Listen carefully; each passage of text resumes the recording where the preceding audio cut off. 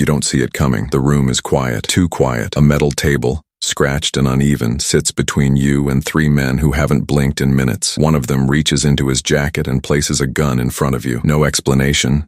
No warning. The weight of it drags the air down. Someone nods toward the door behind you. You don't turn. You already understand. This isn't a question. It's a measurement. You were told there would be tests. They never said how sudden or how quiet. You remember the day you entered. Fluorescent lights buzzing overhead. A government office that smelled like old paper and burnt coffee. You signed forms you didn't fully read. Waivers. Identity surrender documents. You handed over your name like it was temporary. They told you it was necessary. You believed them. You believed in the badge, in procedure, in the idea that systems have edges and rules, that everything eventually resolves. They gave you a new name within 48 hours, a new history within 72. By the end of the first week, your old life existed only in a sealed file marked with a number you weren't allowed to memorize. The first months are mechanical. You wake at 05:30. You study until your eyes blur. Faces, routes, transaction patterns. You learn to lie without hesitation. Not dramatic lies, small ones, consistent ones, the kind that don't attract attention. You practice your cover story until it becomes reflex. You stop correcting yourself when you say your new name. That's when they know you're ready. Your entry into the syndicate is uneventful. That's how they prefer it. No ceremony, no recognition. You're introduced as a minor asset, someone who can run errands, move information, stay quiet. You're not trusted, not yet. You sit in corners, you listen, you memorize voices more than words. The first year passes in fragments, late night meetings in rooms with no windows, engines idling in dark parking lots. You keep track of time through receipts and timestamps. You report everything, every phrase, every deviation. Your handlers respond with short instructions, no encouragement, no reassurance. You begin to notice patterns. Promotions here don't come with praise, they come with proximity. You're allowed closer to conversations, closer to decisions. Your phone starts ringing more often, not for questions, for instructions. By year 2, you're handling money, small amounts at first, then larger sums. You stop counting it manually. It's always precise, always accounted for somewhere you can't see. You move it from point A to point B. You don't ask what it funds. You don't ask who tracks it. Questions are a liability. Responsibility increases quietly. You're asked to supervise others. New recruits, nervous, unfocused. You recognize the look in their eyes. You keep your distance. Attachment complicates judgment. Your reports to your handlers become less detailed, not by choice, by necessity. There are things you can't write down anymore, things that don't translate into clean sentences. They notice. They adjust expectations. The messages you receive become shorter, sometimes just numbers, coordinates, times. By year 3, you understand the system better than you want to. It runs on silence, on implied threats, on a hierarchy that isn't written but never questioned. There are rules no one explains. You learn them by watching who disappears. There's a ledger somewhere, not physical, not visible, but it exists. Debts, favors, failures, everything is recorded in behavior. You start keeping your own version in your head.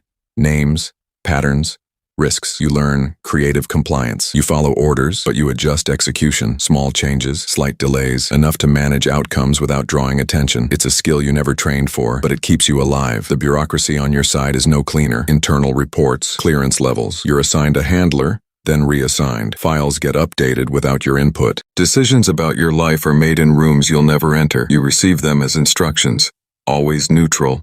Always final. The numbers accumulate. 3 years. 4. Transaction totals in the millions. Locations mapped across cities. You start measuring your life in operations instead of time. The erosion is gradual. You stop calling people from your past. At first, it's operational necessity. Then it becomes habit. Conversations feel inefficient. You don't know what to say without filtering. You don't know what's safe to remember out loud. Sleep becomes inconsistent. You wake up at precise times without alarms. 0217. 0403. You sit in silence, listening for sounds that aren't there. Your mind runs through scenarios automatically. Entry points, exit routes, variables. You notice changes in how you think. You assess everyone. Distance, intent, risk. It doesn't switch off, even in controlled environments, even when you're alone. Relationships, if they exist, are functional, temporary, based on roles. You don't invest in them. You can't. There's no space for permanence. Internal affairs opens an inquiry in your 5th year. You're informed through a secure channel. The message is brief. Potential compromise under review. No details.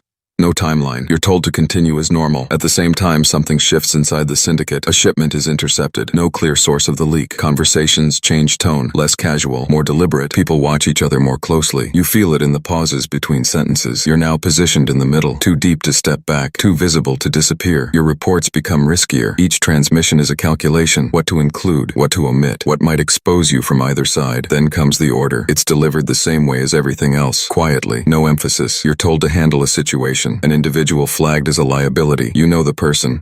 Not well, but enough to recognize the pattern. They're not a threat, not really, just inconvenient. You wait for clarification from your handlers. It doesn't come. The silence is deliberate. This is where autonomy is tested. This is where your judgment is measured. You run through options: delay, deflect, redirect. Each one carries risk. Not acting is also an action. It gets recorded somewhere you can't access. You realize there's no version of this that aligns cleanly with what you believed at the start. The moment stretches, not dramatic, not loud, just a slow, internal shift. The system you thought you were navigating reveals its structure. It doesn't separate cleanly into sides. It overlaps. It absorbs. It continues regardless of individual outcomes. You carry out the order in a way that minimizes visibility. Controlled, efficient, documented only in memory. When it's done, nothing changes externally. No alarms, no reactions. The system absorbs it without pause. Afterward, you wait for something, a response, a correction. It doesn't come. Your handlers acknowledge receipt of your last report with a single line: continue operations. The syndicate assigns you a new task within hours. No reference to the previous one. That's when it settles. The realization isn't sharp, it's steady. You're not balancing two sides. You're maintaining a function within a larger process, one that doesn't depend on your understanding of it. Years pass, not marked by events,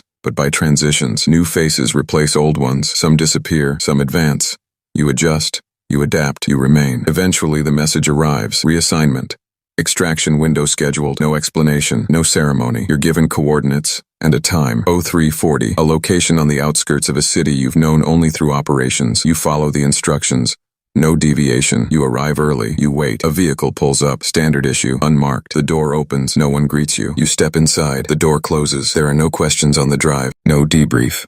Just movement. Controlled. Direct. You're processed in another facility, similar to the first. Fluorescent lights. Neutral tones. You're asked to provide statements, timelines, observations. You answer in precise language, stripped of interpretation. They return some of your old identity, not all of it. Enough to function, not enough to reconnect fully. You're told your role is complete, officially. There's no acknowledgement of duration, no mention of what was done, just closure in administrative terms. You step outside into open air that feels unfamiliar. The noise of the city is different when you're not tracking it. You stand still for a moment longer than necessary. Somewhere else, another individual sits in a similar room. Another file is opened. Another identity is assigned within 72 hours. The syndicate continues. Meetings happen. Transactions move. Roles shift. The structure remains intact. Inside the system you left, your absence is already accounted for. Tasks redistributed. Access revoked. Your name, both of them, phased out. On the other side, your file is archived, indexed, stored with others that followed the same pattern. You try to measure what changed. The numbers don't help anymore. Years, amounts, locations, they don't explain the shift. You walk forward because there's no instruction to do otherwise. Behind you, the system continues. Precise, uninterrupted. Ahead of you, there's space, undefined, unstructured.